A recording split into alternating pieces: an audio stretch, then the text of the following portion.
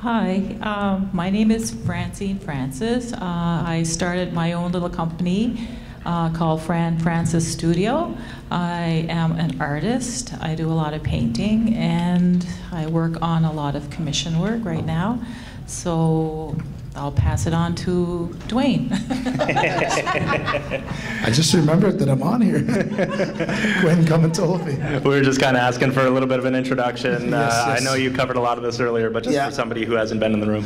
My name is Dwayne Ward. I'm from Red Bank First Nation. I live in Listigouche, Quebec. I own the Vault MMA Club, and I sell the Vault First Nations Warrior Gear clothing. I'm also an East Coast rep for Head Rush Clothing, and motivational speaker, and DJ also. And my dad used to say I'd rather be a busy fool than a lazy fool, so I'm going to stay busy, so that's who I am. Hi everybody, I'm Jake Augustine, 26 years old, from the Elsipogtog First Nation. I've been working for the last 2 years at McGraw Seafood in Tracadie-Shaila, where I'm the assistant manager in training to become the general manager. Maybe to give you a little bit of background on McGraw Seafood, it was purchased by Elsipogtog First Nation in 2008 after it conducted a feasibility study, which basically concluded that it would be the best opportunity for us to manage our snow crab quota and generate the most revenue for the band. Excellent. Hi, my name is Brian Surratt. I'm with RBC. I have been with RBC for the past 30 years.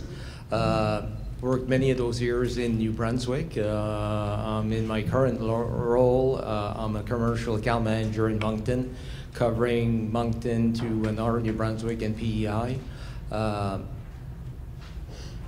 And it's very interesting. I'm sure I'm going to have some questions there. Usually people these days are pretty tough on bankers, so I'll do my best. Thanks very much. Good afternoon, everyone. My name is Ashley Nash, and I'm the co-founder and CEO of Nihi Notions. We create mobile apps and customized software solutions to businesses and organizations looking to improve their productivity through new technology. Awesome. So as you can see, we got like a nice representation across the board in a lot of different industries. From those introductions, I was wondering from there, could you sort of take some time to explain who or what has helped with getting your business to where it's at today, and who or what plays the biggest factor in supporting Aboriginal businesses generally, if you're not necessarily an entrepreneur? I would. Two questions. Yeah, it's a good question, but I think who or what helps me is the people that my market is. You know, is along that side. Is that what you're looking for? Yeah, pretty much. Yeah, my market for my clothing is primarily native. You know, I'm not ashamed to say that. You know, my market is mostly native people that buy my clothing, or people that are affiliated with natives. You know, because of the native designs that are on it, and First Nations Warrior and stuff like that. Because non-natives will say, "Well, I don't really know what to say about First Nations Warrior on my back," you know. But they a lot of them support it. You know, I know what my market is with my business, that it's mostly First Nations. With the Vault MMA Club, though, it's everybody. We have French people come to our club. We have Brazilian people come to our club. We have Native people come to our club. English people come to our club. So it's all different base. Like with my clothing, though, it's for me, it's to promote First Nations pride in our culture, you know, and to promote it. We were just talking about that, with the effect of residential school, what it had on our people, on our ancestors, the older people, you know, taught not to be proud to be First Nations, to speak our language. And that's why I always say that we can do that now. We can show our native pride today. So through my clothing, that's what I try to do, is show that native pride, because our ancestors were not allowed to do that. So I'll pass it to Francine. Well, being an artist, we usually create on our own, and we work in isolation majority of the time. So we spend a lot of time when it comes to trying to get our work out there into the community. It's a big job to do that, and a lot of artists, craftspeople, they may not be so comfortable in doing that. So I think now, with more of these workshops going on, that's going to help. Networking, meeting the different resource people, human resource people here, that artists like myself, when it comes to branding maybe too, they'll be able to start identifying people in those key places where we can actually go to and ask for advice. And because a lot of artists, we end up we try to do everything on our own. And when you ask that question, who do we look towards, look to for help? And a lot of times we do it ourselves. We have to learn to be able to do everything, from being able to take a picture of your painting to doing a budget to, it's very uncomfortable for most of us, I think, to do that. So I would have to say, getting out there, it's going to help a lot of artists and craftspeople. Yeah, but I think a majority of us, we work by ourselves, and we apply for the artist grants, not so much the business part, but we apply to the artist grants, like Arts NB, they're here. I keep applying every year. I know I'll get one someday. All right, thank you. So my thoughts on maybe one of the biggest factors that's supporting Aboriginal business is kind of the availability of the resources, and basically the resource and how you manage your resources. So for McGraw, during the purchase process, there were a lot of key people involved, like the chief, the directors of economic development, fisheries. We had an independent consultant, and also, of course, several lawyers. So when you have access to that kind of wealth of knowledge, you really got to be able to foster that knowledge and use it to the best that you can, because it'll take your business a long way if you're trying to start a business. Of course, not all businesses are large scale, and a lot of the times it's actually a small business you're trying to start. I can probably share my thoughts on that because I have a personal investment in a childcare facility in Rexton. And during the process of starting that business, what I found was that there was an abundance of resources available to me, and I utilized the services of the Elsipogtog Economic Development Organization, which aided me in like business plan formation.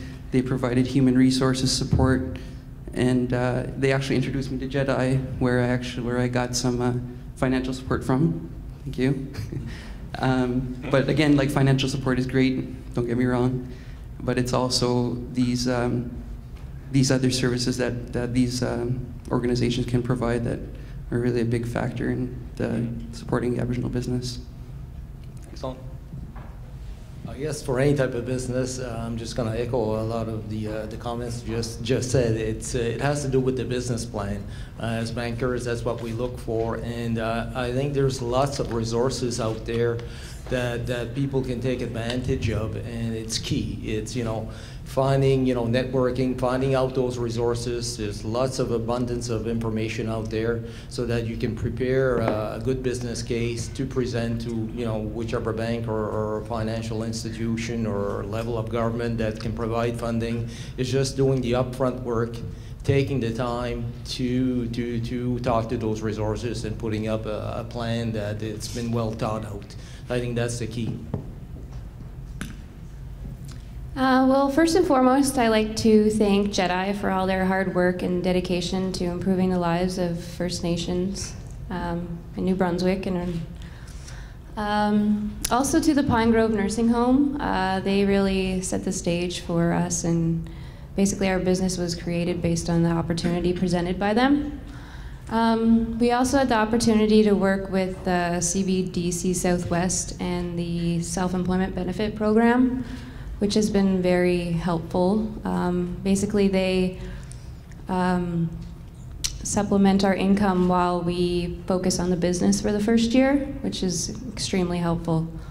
And last but not least, I got to thank the creator for putting me in the position I am and helping me to step out of my comfort zone to be here today. Awesome. That was, I had worded a really clumsy question there, and you all answered it really well, so that's great. We'll move from there to, we'll keep it positive. Can you share with us one success that you are particularly proud to have been involved in from a business or a support standpoint? Just one sort of success. What are you most proud of, sort of? I think, because we all have different fields that we work in and stuff like that. So I think there's many different things that I could go into that I'm very proud of, you know. And but I think my clothing being worn by a lot of people is probably one of the most humbling things. Walking through a powwow and seeing my clothing, you know, the designs and the native pride that they feel. I hear so many stories from people like, you know, I wore your clothing this morning, I worked out because of you, or I wore your clothing and I felt native pride. And they send me pictures on Facebook and they tag me to them and like repping the vault in, you know, PEI or in Texas or in Scotland or, you know, somewhere's Australia. I had a couple Aboriginals come from Australia over the summertime. They were down in Elsipogtog. And they drove all the way down to Listigouche, Quebec to come get my clothing, 4 of them. And there was 4 Aboriginals that came, and they said, we heard so much about your clothing, we've seen it all over Elsipogtog, we wanted to buy your clothing. So I thought that was pretty cool, you know. There's a lot of different stories that I could draw into, but I'm just grateful for the support that I receive, and I think that's my success, you know, of seeing that as the supporting. And it's big for Native businesses, you know. I think it's like Italians, it's like French people, it's like we're a culture, you know, so it's important to support our own people too, you know, buying paintings off of Fran and buying snow crab off of Jake here, you know, and taking your kids and doing the things that you need to do, you know. It's I always tell people for my clothing, I try to give them a small little guilt trip, like in a good way. I'll say, you'll go out and you'll buy Under Armour and American Eagle and Reeboks and Nike and stuff like that, but you won't buy a Vault shirt, you know what I mean? Like, it's the same thing, you know, like we should be supporting our own people, you know. We should be able to survive, and that's what I'm doing. Like myself, my business is depending on my traveling. So I travel everywhere. As I get network, I travel everywhere.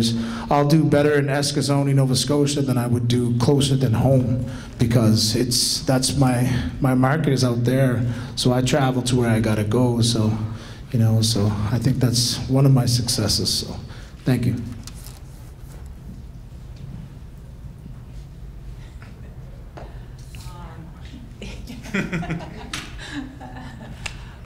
Well, being an artist, it's very important to, I guess, develop a name.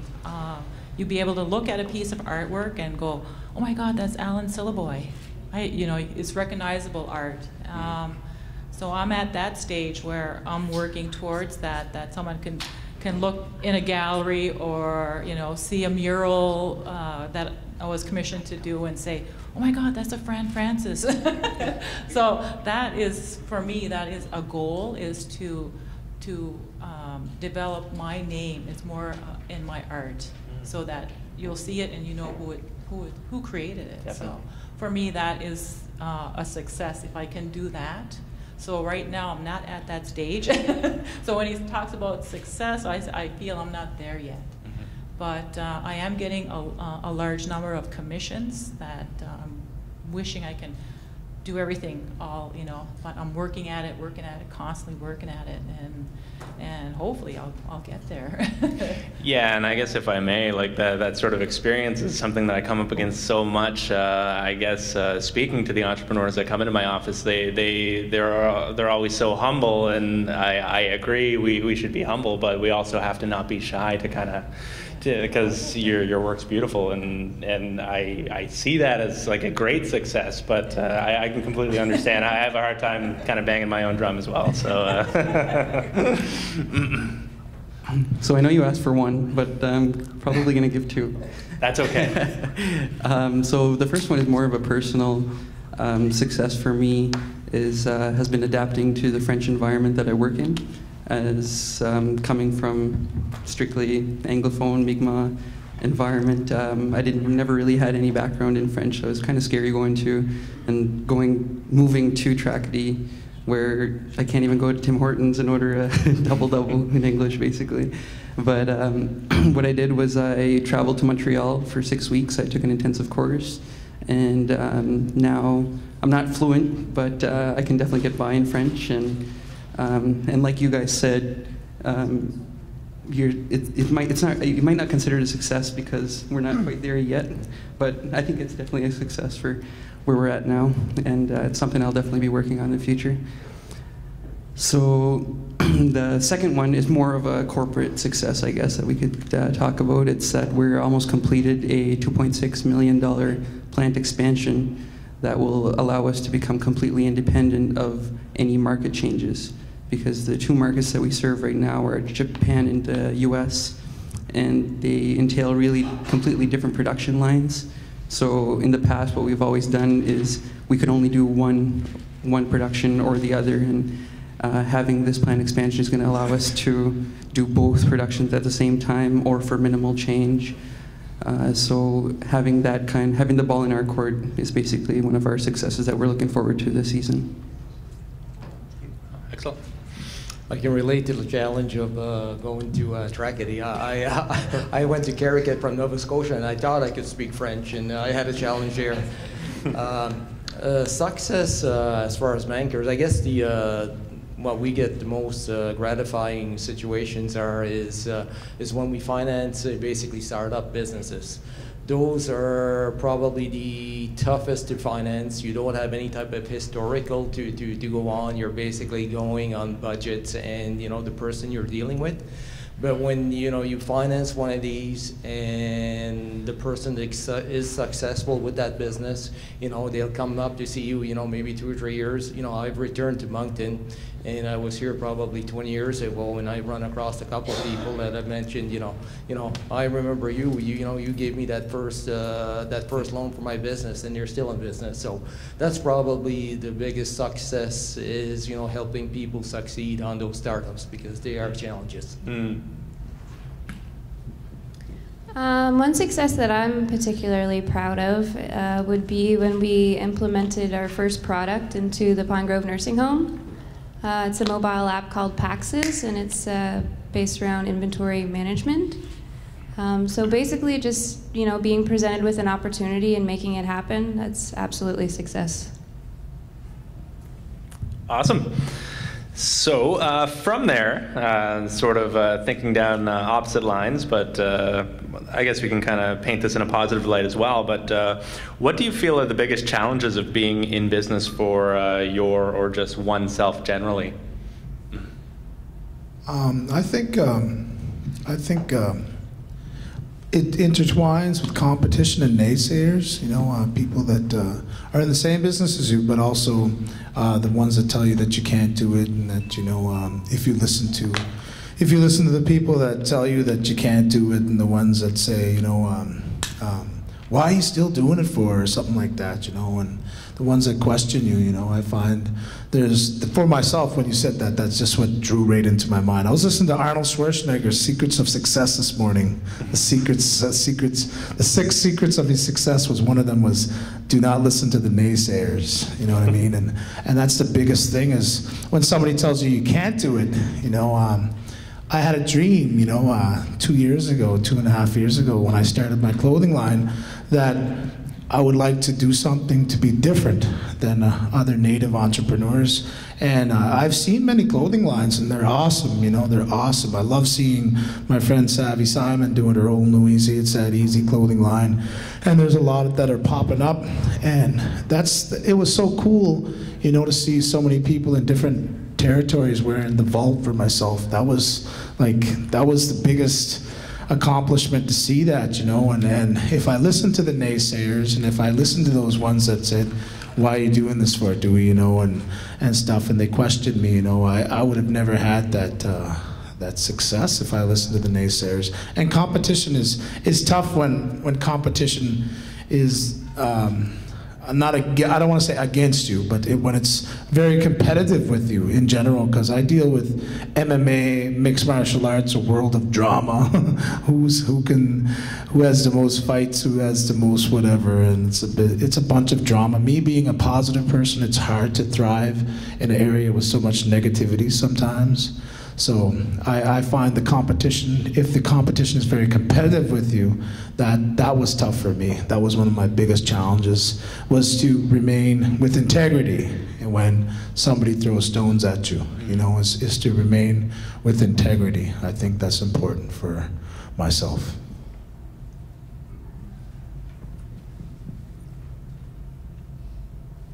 Well, I would have to say time management is a problem for me. I work another job, a full-time day job. I do home care. I take care of my parents. So I do a bulk of my creating in the early hours, like from 5 to 9, and then from 5 in the afternoon till whatever time at night. So it's like having working two full-time jobs, basically. Mm-hmm. So I know at some point I would love to be able to be at that point in my business, is to be able to work at creating full-time and running brands and doing things like that. But I think for me, it's time management is a major obstacle. Mm-hmm. Unless I could hire, if I made enough money, then I would be able to hire an assistant. Would be ideal, but I'm not at that stage yet. So mm-hmm. Yeah, so it's just balancing, having that balance. I think that's very key. Yeah, and fairly typical. And very difficult.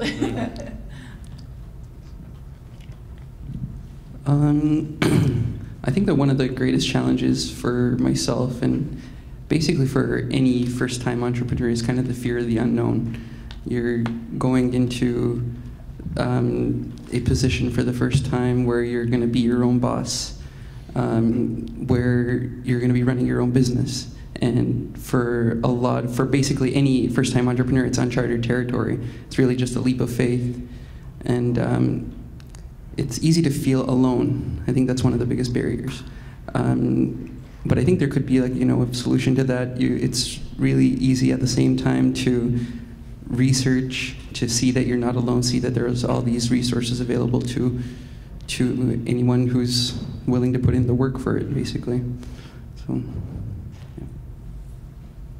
Maybe I'll just answer that based on what I hear from my customers that tell me it's competition, basically. It's competition is no longer like, somebody in the same province. It's across the world. You get competition everywhere, and there always seems to be somebody that's got a lower price. And if you compete on price, you won't win.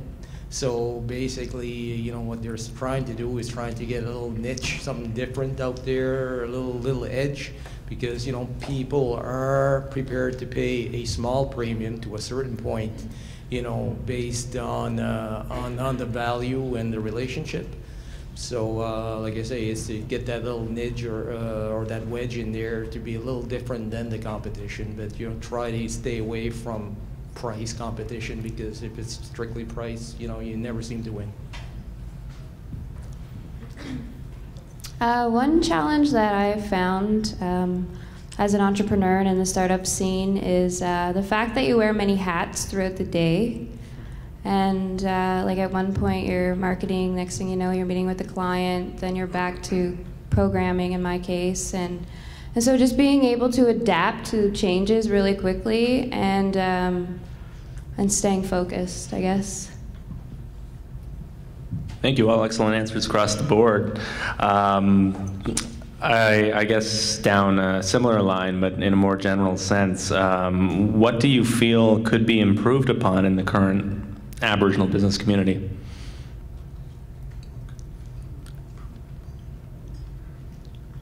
I think this is something that was new to me here, and like this is should be done more often. I think I haven't been to many JEDI conferences and workshops, you know what I mean? And I've been in business for probably 2.5 years now, so you know, it's a different environment. I noticed that. I see a lot of friends out there, you know, people that I've met through my career of addictions counselor and a youth worker, and then through MMA, through my clothing, through motivational speaking. You know, I see a lot of people out there that I knew. Last night when I walked into the banquet, I'd seen a few people that I knew, you know what I mean? And then today there was a lot more. But this is probably one thing that I think could be improved upon, is to have more of these functions, you know, just to rub elbows with other people that are entrepreneurs, to see other Aboriginal entrepreneurs and see how they do it, you know. And myself, I had to go to powwows, and somebody told me what they did, and they got this and they got that, and they did this and they did that, and that's how I learned, you know, from word of mouth, and nothing from grants or business plans or anything like that. I'm from the res, you know what I mean? I'm a hustler. I'm a straight up hustler. I have to hustle to survive, you know, so I don't do the red tape and the big quotes, you know, of generalization of this and that, and I don't know about that stuff, you know. I just know how to be a people person, how to entertain, and how to be a good person in life. Try to be, anyways, and these could really help out somebody like myself to see how there's a lot of things that were brought to my attention with this JEDI workshop that I never knew. So I think this would be probably pretty cool to have more of these, the JEDI Plenary or Plenary? How do you say it? Plenary. There we go. Anyways, here's Fran. All right.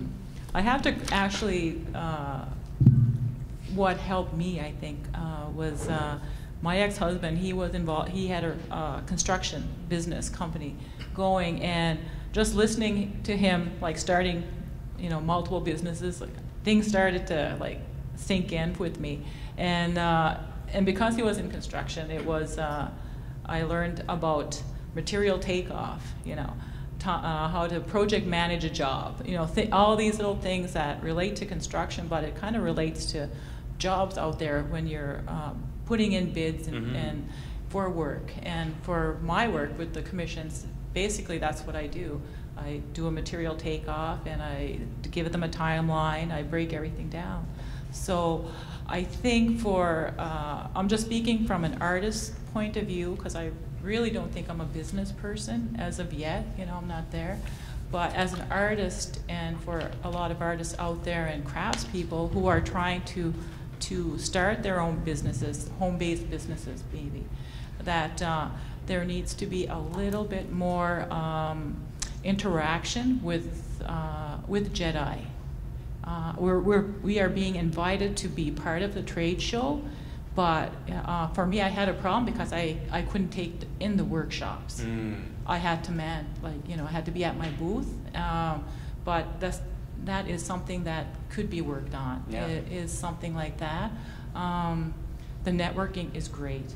I picked up a lot of information here, and I'm going to be probably emailing and chatting to a lot of people, so that's great, doing that, yeah. But I think you need to have more workshops available to the artists and craftspeople to help them to understand, like, how to write a business plan. Definitely. You know, how to do budgets, because there's a lot out there that don't know how to do that or how to start.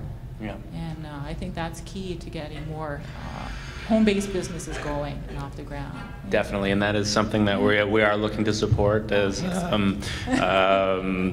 I believe it's the Cultural Human Resource Council. We were able to make a donation to them in what will be fundamentally business basics to Aboriginal artists. So we'll be plugging that through our social media soon. First off, thanks, Dewey, because I was wondering how to pronounce the P word as well. Yeah, it's a tough one. Yeah, I was planning on saying workshop. I mean, that made any time I needed to say plenary. So improvements, kind of a recurring theme, I think, in any piece that I've said has always been the availability of resources. What I found was that when I first decided I'm going to go into business, after I started researching, I found that there was a lot available, but I think that it might need to be a bit more proactive. Maybe they should be going to universities and even high schools, presenting this kind of information, getting it in students' heads before, rather than something they would fall back on after, say, university or something like that. I think it should be something that's always in a student's head. Like, another thing, like Dewey, like I'm echoing Dewey here, where these kind of forums are really, it helps when an entrepreneur might feel alone when they come. They don't feel alone when they're here.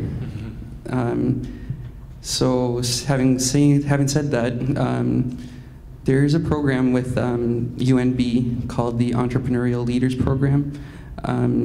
Basically, the premise is that it's a bunch of CEOs and directors who meet monthly, and they kind of discuss things, share ideas, they invite guest entrepreneurs. I think this really is something, it's a format that can be scaled down, maybe to invite Aboriginal entrepreneurs to partake in some kind of program like that. I think that might really help. So. I guess it's along those lines. Don't want to sound like a broken record, but again, it's all on, you know, networking, taking advantage of what you can to gain knowledge from your peers, the people in other business, because like I've heard that before. A lot of entrepreneurs, they think, you know, you're in your own world, you're caught up, you're doing everything, and it's a challenge. But you know, if you can get out there and take the time to get out there and meet your peers, meet people who are investment, it's a it's a good investment in your time. You know, it gives you the ability to go out back to your job and do that extra step. So again, it's networking, gaining, you know, the knowledge from different people. There's lots of knowledge out there, lots of resources. It's just that you have to, you know, get out. Well, I believe that JEDI is doing a really great job to promote business in the community with all the plenaries that they hold and the information that they present, as well as the creation of the database to collect the First Nation business information. Hey, awesome, thank you all. I mean, a lot of what you're speaking about is where the impetus for, it's before my time, but these plenaries came from, is a time for us to kind of come together, share ideas, collaborate, and then go forward with a sort of an extended network. So it's good to know that those sort of outcomes are happening. I will just kind of, for housekeeping issues, I've got my last question here, so if you got something that you're kind of rip-roaring to ask, you're on deck. I'll kick it to the crowd in a minute here. So last question I have is, do you have any advice for people in the audience who may be planning to start their own businesses but haven't made the leap yet?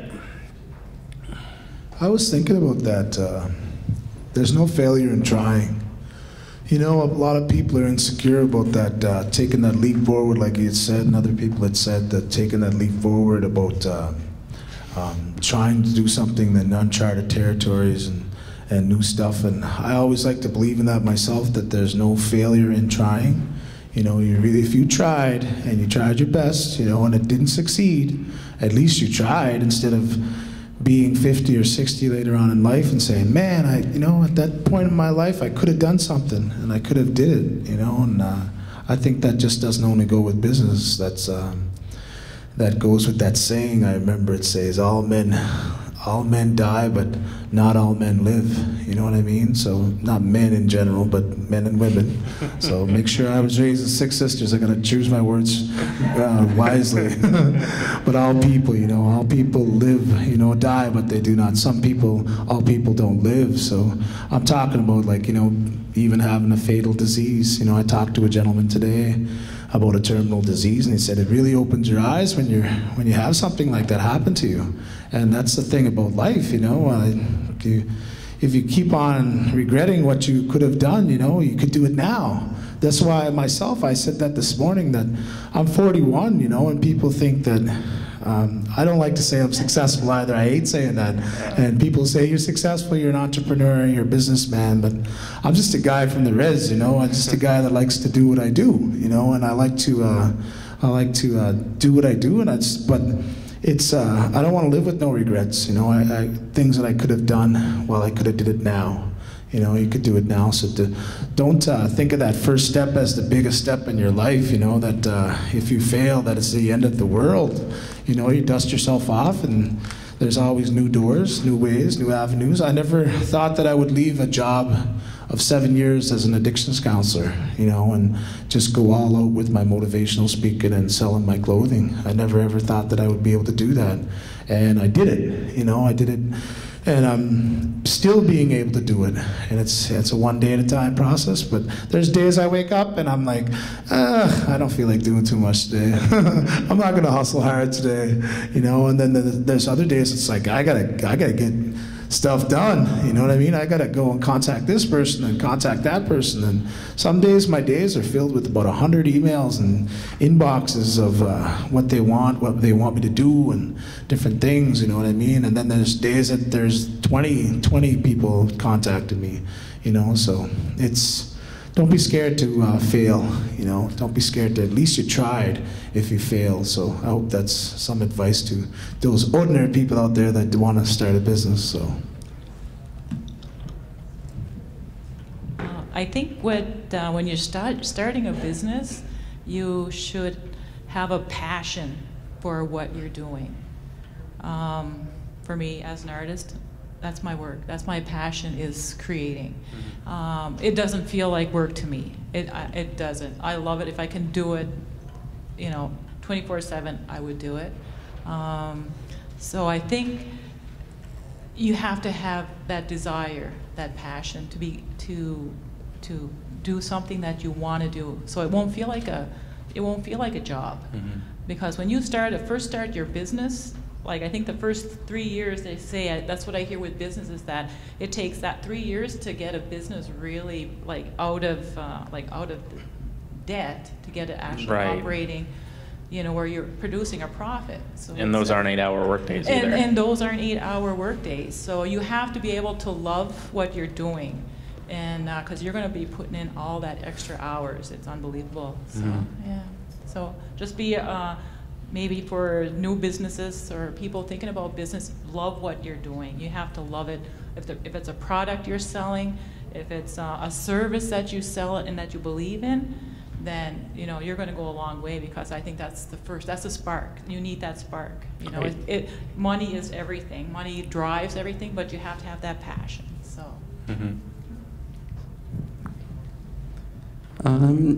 So yeah, if you're looking to start a business, you really need to be prepared to work. I think that's it goes without saying, but it definitely helps with what Fran said. If you're passionate about your work, it's not going to really feel like work. So that definitely helps. Also, again, I hate to sound like a broken record too, but there's so many resources available for Aboriginal entrepreneurs, and even for non-Aboriginal entrepreneurs, there's plenty of resources available. If you're Aboriginal, you can easily contact your local economic development organization. They provide, see some goodies. They provide lots of support, and they'll be able to point you in the right direction. And for even if you're non-Aboriginal, or if you're an Aboriginal, it never hurts to get access to as much information as you can. There's so many organizations out there, like the CBDC, they work hard just in places like JEDI. They're always willing to give you a hand. They're always willing to stimulate the Aboriginal economy. So make use of those resources. They go a long way.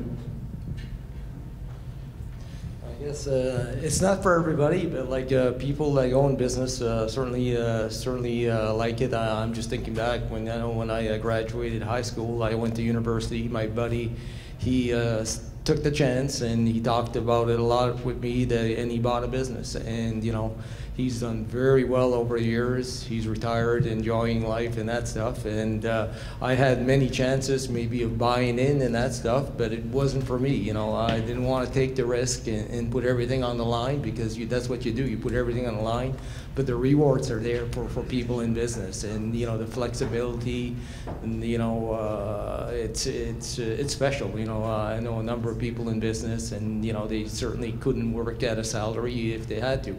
but they can put in, 80, 100 hours a week, and, it's just part of their DNA, I think, quite frankly. So anyhow, it's, if you've got that burning desire, go for it. One piece of advice I have, if you're considering becoming an entrepreneur, is to try and avoid the summer months, because people go on vacation and that slows down the entire process. And you're excited and you're ready to get the ball rolling, and you just want to be incorporated or whatever you're trying to do. So yeah, try and avoid the summer. Yeah, August especially. Okay, so as I promised, I guess, now I'd like to kind of give you the opportunity to ask any questions that you might have to our panel to get that sort of experience. There's a floor mic, so you don't have to yell.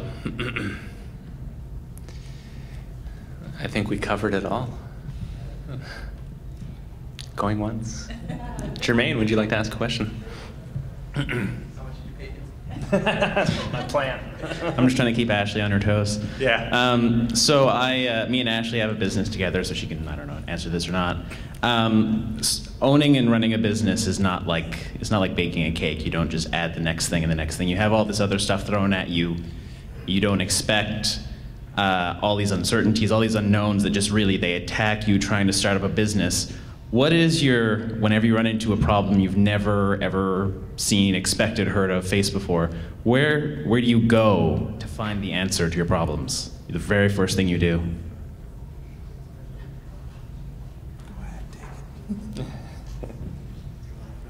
Mom. No. Mom. Well, for me, I usually go to my elders, my parents, and I'm lucky to still have them in my life. And my dad ran a business. He was an outfitter, and my mom is actually, she's going to be 70 next month, but she runs her own little business.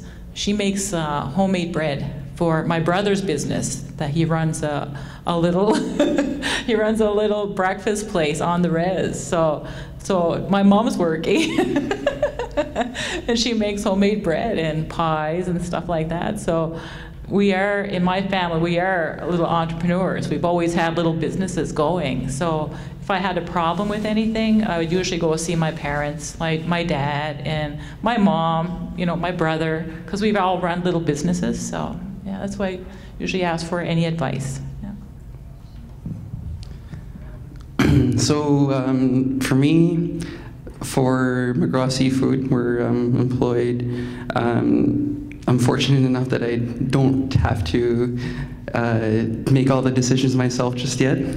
I'm still in training to become the general manager, but what I'm fortunate enough to be is that I have a really open line of communication between myself and our current general manager, and I find that the guy has over 40 years of experience in the fishing industry. He's really well respected in the industry, so he's kind of who I would go to. But when there's a problem when there's a problem thrown at us where we haven't seen before, I'm fortunate enough to be able to sit in a room and kind of learn how they handle it. Whereas now for the daycare, it's kind of different because that's where I don't have anybody to answer to. I am the one who has to make the decisions. Fortunately, I do have a business partner with me, so two minds are better than one. And basically, we just kind of discuss it, and if there's someone I really need to talk to, it'd probably be my mom. Never hurts to get some outside opinions.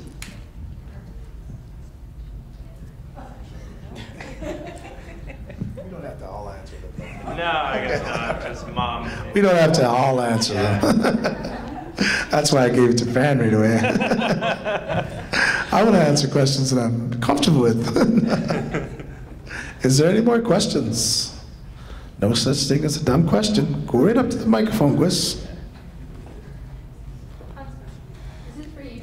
Are you thinking of doing any other products besides like the sweaters and stuff you do Yeah, there's a lot of, that's a good question. There's a lot of stuff that people throw, like ideas to me, like you should do this. Like with my clothing, I've actually done more than just tees and hoodies. I've actually done rash guards, like for BJJ, for Brazilian Jiu-Jitsu. Last week I did Muay Thai shorts for fighters that use the Vault MMA with the logo across the leg, and I've done toques, I've done hats, I've done all different things. Like people always do different sales pitches to me to try different things out.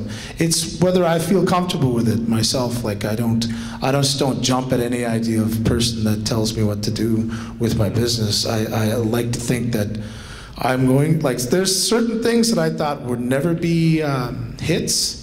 They became big hits, you know, like colors or different things that I had, and they were big hits, and things that I thought that would be big hits were flops. You know what I mean? So with business, that's the name of the game. You know, there's things that you think that might be very popular with somebody that will not, you know, stand a chance with anybody else. But things that you may not think is popular is very popular with other people. So people are always looking for different niches, different things, you know what I mean? So with my clothing, that's why I put out different stuff, like different colors. Like I like seeing Savvy's out, her line of clothing.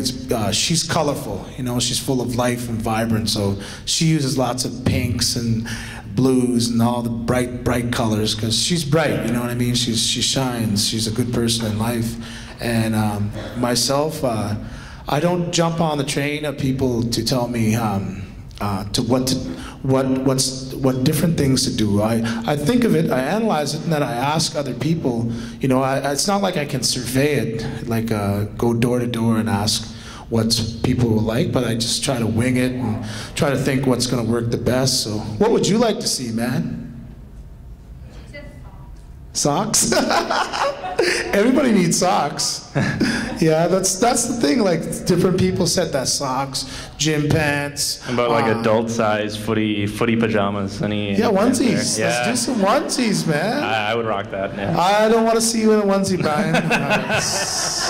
I just had dinner, you know, just trying to see envision him in a vault, First Nations warrior, right across the crotch with a onesie. Hey, dude, what's up, man? What's going on, bro? That's my reply to you, buddy. Good question, man. Good question, by the way. I don't want to end on that note. Is there any other questions? Everyone's picturing him now. Yeah. In a onesie. Stand behind the podium. I have one. Mm-hmm. My wife has one, and my kids have one. They take a onesie picture. I have a onesie. You have a onesie, Mom? Hi, Mom. Hi, Mom. My question is this, only out of curiosity. I know that not too long ago, businesses relied on the loyalty of their customer. Small businesses especially, that's how they survived. And it was commonplace in all communities to support small business. Today, the customer is saying, where can I get the cheapest for what I'm looking for? And so that's become huge competition, and a lot of small businesses have not survived. So how do you keep that edge where you're still engaging that customer and they still are bringing their business? That's a very good question, because that's like the gentleman that talked about undercutting, you know, when somebody just sells it for pretty well almost what they get it for, just to get their name out there, you know what I mean? And the local businesses, I always call them return customers, you know what I mean, that come and buy big. For me, it's like guys that make big orders through me, you know, and then they come next month and they do the same thing, and the next month or 2 months later, and it's establishing a relationship with those people, you know, and it is hard. Like I talked about that earlier, is competition, you know, competition when it's not so nice competition too, when they're doing cheaper prices and cheaper this and cheaper that, and it's tough. Like you just have to do your best though, and not give up. That's the key, you know, is not to give up. So that's my response for that. I'll give it to Fran. I think from an artist perspective on that, with artists, we start at like emerging. You're an emerging artist, and then you go into mid-career, and then you become an established artist with just experience and getting into galleries and exhibitions and things like that. So when you talk about competition, we don't feel like, as an artist myself, I don't feel like I'm in competition with anybody, with any other artist. Because you're unique?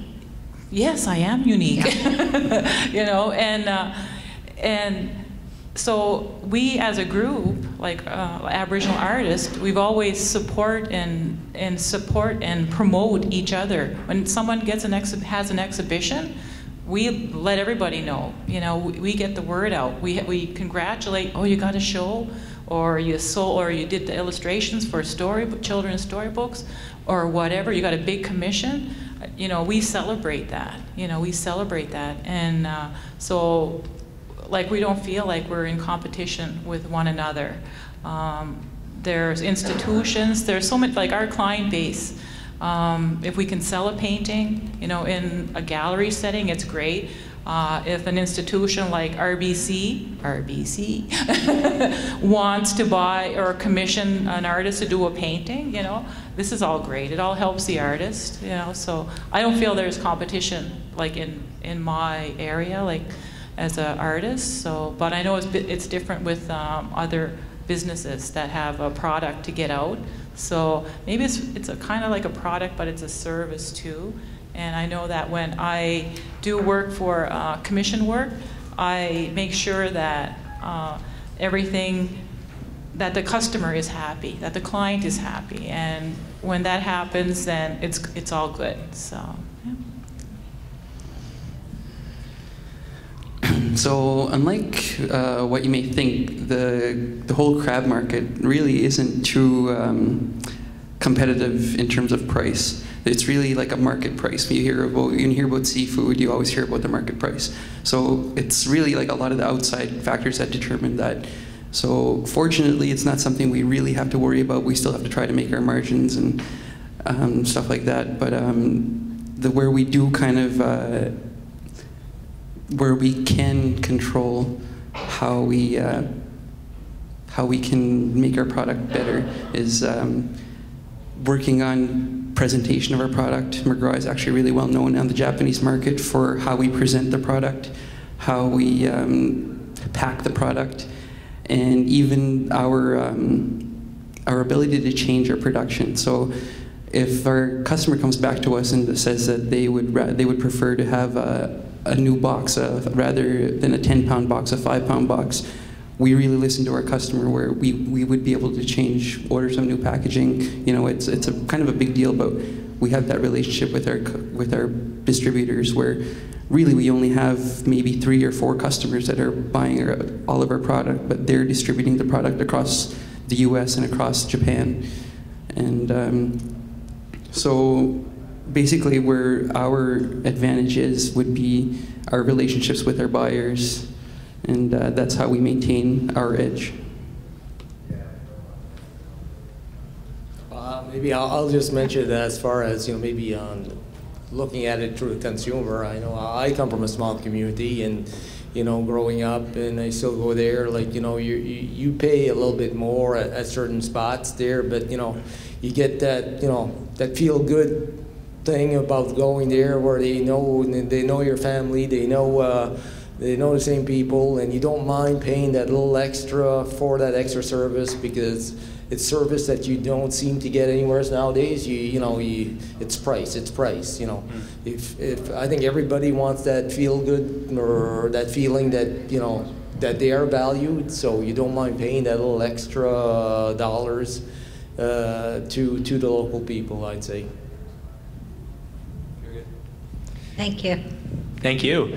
Okay, wonderful. So I think we're going to cap it there in the interest of time. We're at about the 2:05 mark, so I believe Kim will just be up to make some closing remarks.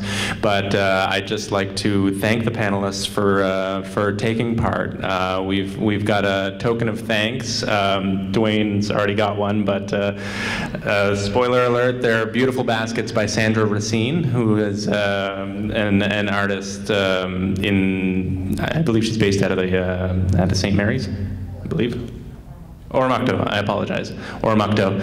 So yeah, we'll kind of make the presentations down here and switch places, but thank you very much to Dwayne, Fran, Jake, Brian, and Ashley. Thank you very, very much.